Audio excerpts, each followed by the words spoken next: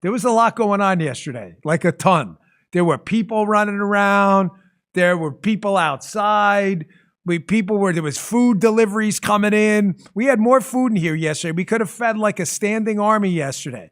We had our buddy Chuchi next door at the Cuban restaurant bringing in pastries. Everybody's like 500 pounds now. It was a freaking smorgasbord in here yesterday. I wish you could have all come by and had a bite of these things. Did you see those pastries? I mean, the Chuchi comes through in the clutch, man. The cafecitos are incredible. While we're thanking people, I have to thank you all. Yesterday was a monster show. Despite the massive attack on Rumble, trying to keep us off the air. And by the way, I don't know, did you guys read this? There was some like goofball story in Politico or something. It's like, and Dan Bongino, who generally stayed away from conspiracy theories, promoted a conspiracy theory that his show was attacked. Our show was attacked, you dipshits. It was a freaking DDoS attack while I was on the air. Are you freaking morons that stupid? It's not a conspiracy theory if it actually happened. Despite that, Live Search app, which is one of my favorite X accounts, they track all the live streams in the world. DB is back. Thanks to you. Top live stream in the USA. Look at that.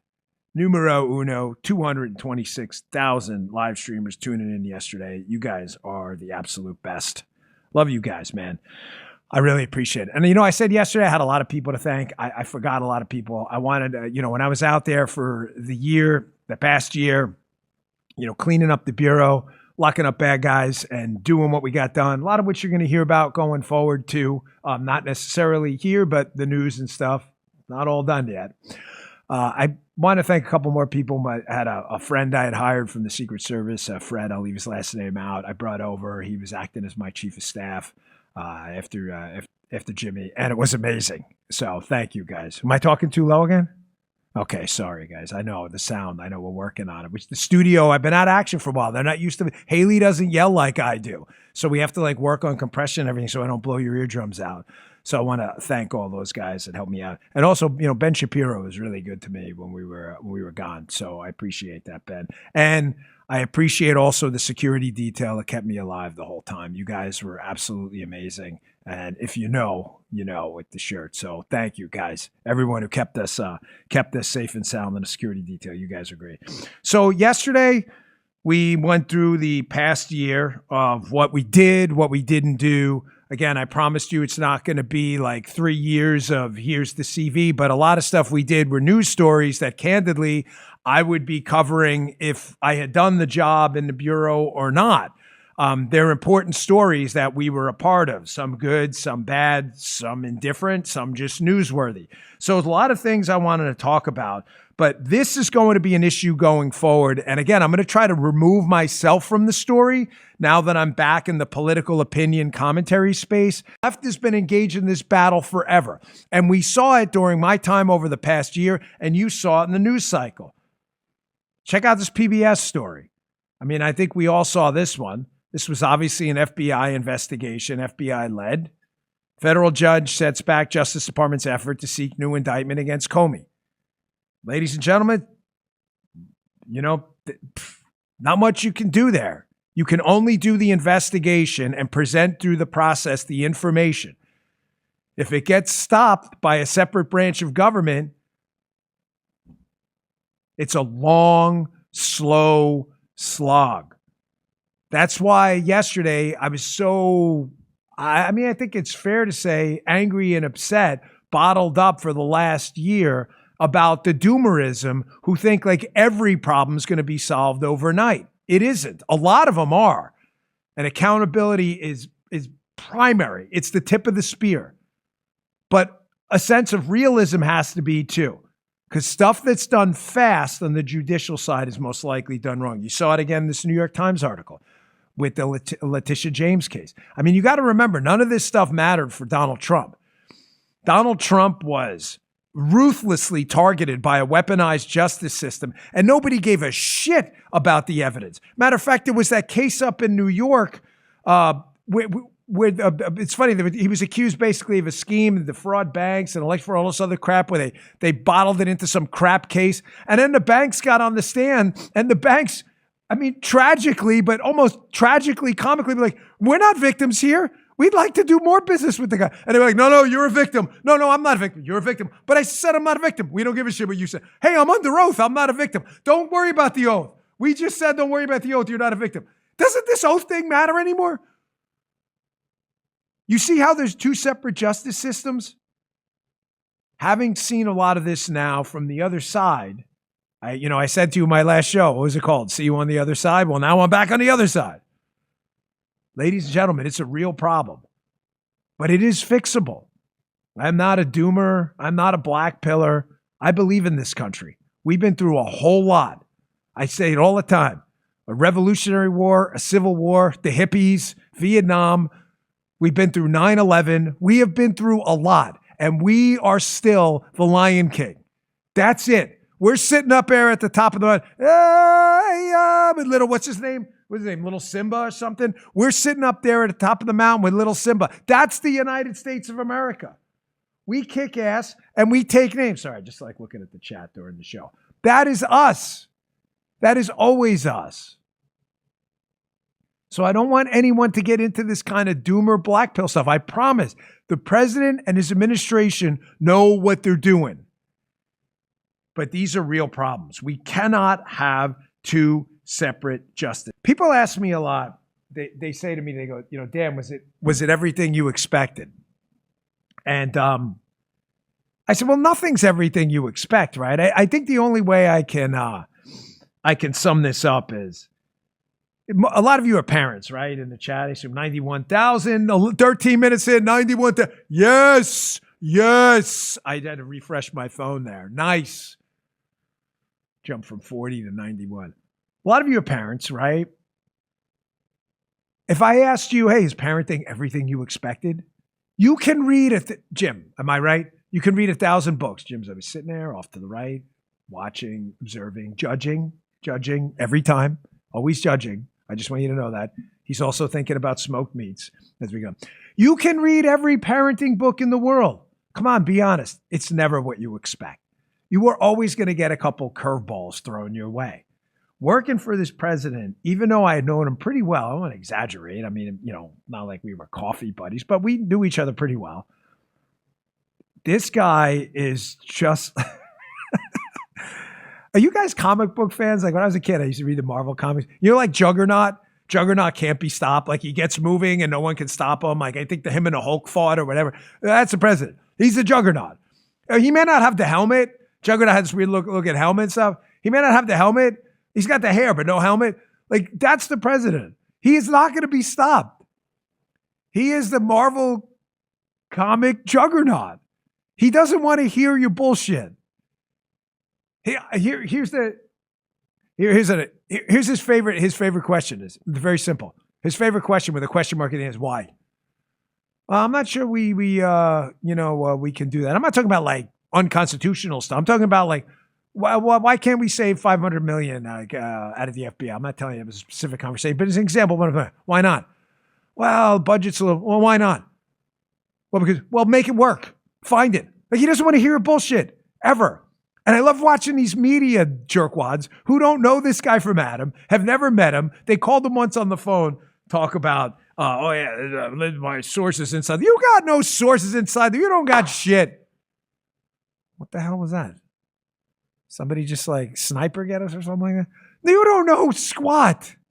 You don't know anybody in the White House. Some disgruntled 18-year-old liberal got a job as an intern who brought the president's Mill-Aid one time, a cup of coffee. He's like, hey, let me tell you about my insight. You don't know shit. But this is why yesterday I was so livid at the doomerism that's going on. Man, accountability is everything. Yes, nobody should be like, trust me, bro. But we should also be realistic about results. Now, getting outside of the law enforcement bubble I was in for the last year and talking about in general, this was an unbelievable year one. Does anyone in the chat disagree? He's been in office a year. That's it. He's only been in office. He's got 3/4 of his term left. So for the doomers, this is your tutorial. This has been an amazing first year. We talked about a productivity super cycle. You have any idea what this AI is going to do? Here's the short answer. No, you don't, because I don't either. All I know is if this thing doesn't blow us all up, it's going to be the most transformative thing since freaking electricity. The war on cancer, Maduro out of power. Trump's like, what do we got, an arrest warrant for this guy? Go get him. Yeah, but he's in Venezuela. I don't give a shit. Go get him. Well, he didn't exactly say that, but you get the point. Because he... Hold on a second. Sorry, folks. Listen on audio. I'm like, the cold brew stuff, I can't get enough of it. It's like 20 degrees in Florida, and I'm drinking cold brew. Hold on. All right. 114. Nice. He believes in the Monroe Doctrine. You know, you had the Monroe Doctrine. Donald Trump's got the Monroe Doctrine. He is not going to let anyone put a footprint in our hemisphere that wants to do really bad things to us. Oh, come on. People must have thought about this in the past. Everybody thought about it, but nobody did shit. Chavez, Maduro, none of them. Now, I always have to, I kind of be careful when I talk about national security for obvious reasons. I hope you understand that. I think you do. You guys didn't pay me to go out and like come out here and be some superhero, write a book like these other morons and, blow up the national security picture. Let me give you all the secrets. Never going to happen. But based on stuff you can read in the public, I think it's fairly obvious, ladies and gentlemen, China, North Korea, Iran, Venezuela, Cuba, a lot of these countries have significant surveillance interests trying to surveil us. The threat picture is different. You have industrial control systems. You have the compromise of a grid. You have space-based threats. You have underwater threats. You can read all about this stuff in the newspaper from people who've blown it up in the past. You have traditional threats, ICBMs, hypersonics, drones. These are not threats, many of them, not all, but not threats that existed in the 60s.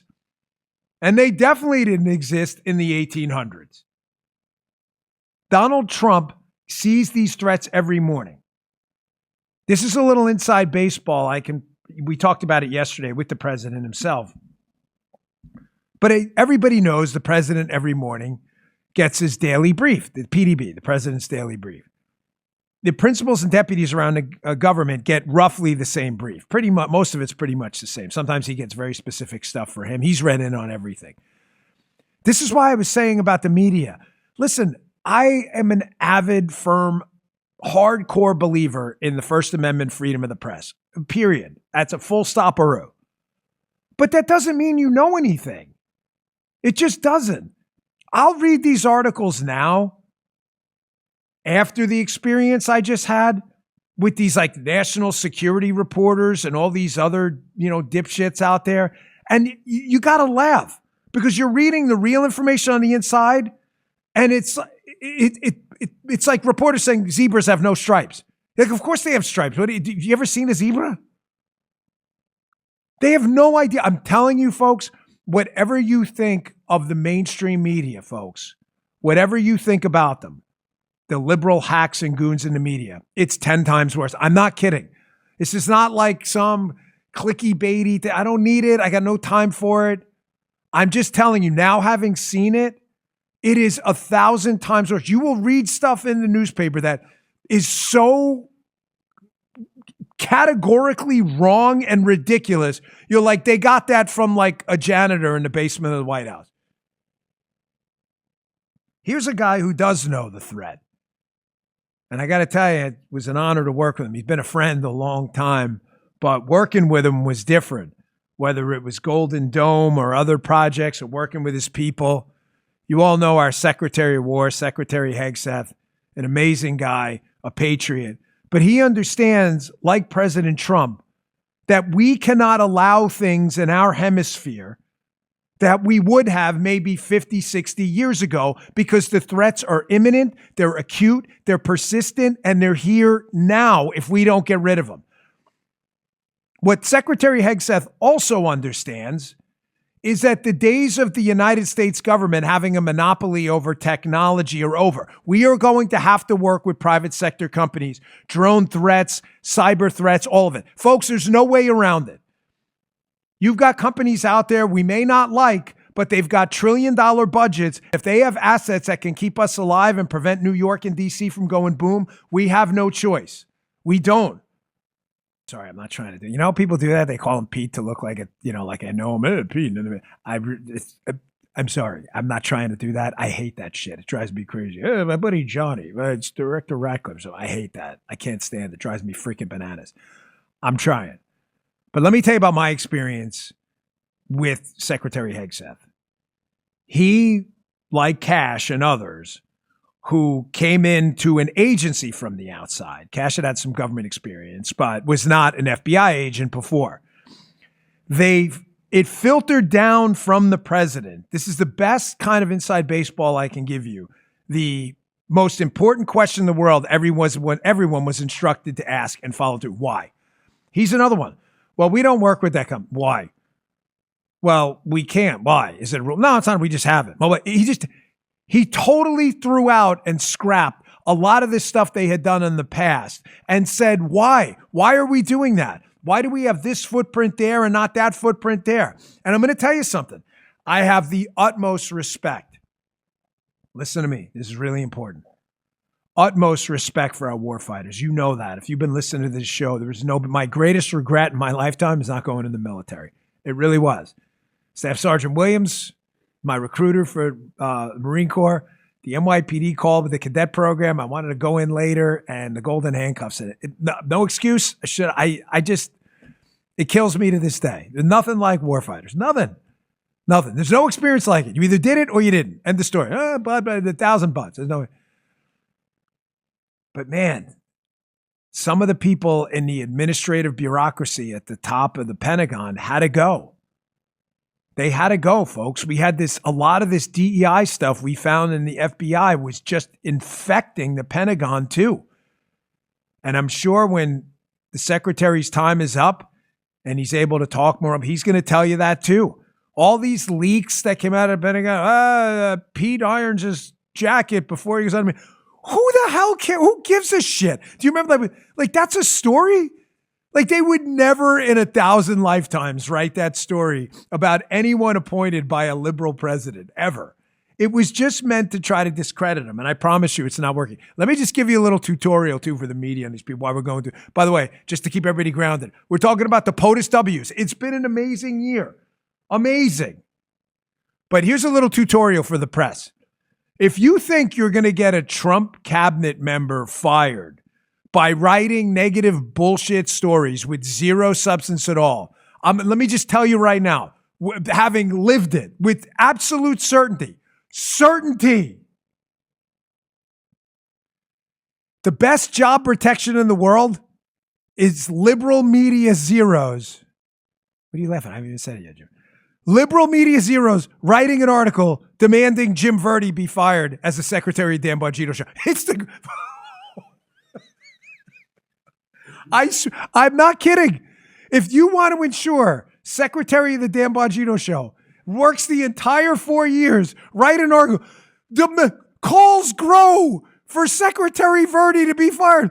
The president ain't listening to you. The president doesn't give a shit about what you say. You think he doesn't know he needs to fire or not?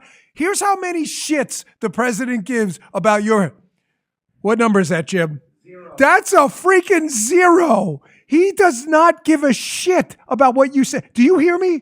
Washington Post, New York Times, CNN, MSDNC, whatever they're called now, CBNB, NBC. I don't even know what the hell you call yourself now. Mad Cow, all these other lunatics over there. That's the greatest. I would see these articles by the left-wing media, Dan Bongino's going to be fired. I'm like, that's it. I'll definitely be here in a year now. There's no way he is listening to you. Zero chance. Like, isn't this segment supposed to be about the W? It is about the W. But I got to pepper it with some of the, folks, it's been bottled up for a year, man.